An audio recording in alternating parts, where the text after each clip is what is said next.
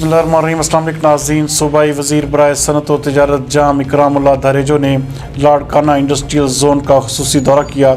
हमारे नुमाइंदा खुसूसी जावेद इब्राहिम मंगी के मुताबिक दौरे के मौके पर अफसरान ने सूबाई वज़ीर को लाड़काना इंडस्ट्रियल जोन में जारी तरक्याती कामों के बारे में ब्रीफिंग भी दी। इस मौके पर MD SITE Ijaz Bilo, secretary SITE Naeem Abbasi, assistant commissioner Larkana Abdul Wahid और दीगर अफसरान भी मौजूद थे।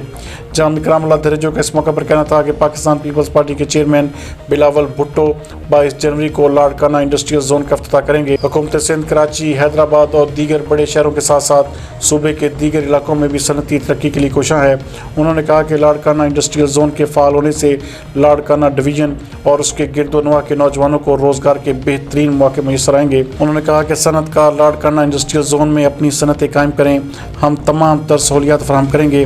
हुकूमत सिंध सूबे में सनती तरक्की की ख़्वाह है, लेकिन वफाकी हुकूमत की पॉलिसियाँ रुकावट हैं। उनका मज़ीद कहना था कि गैस और बिजली की लोड शेडिंग से सनतकार इंतहाई परेशान हैं।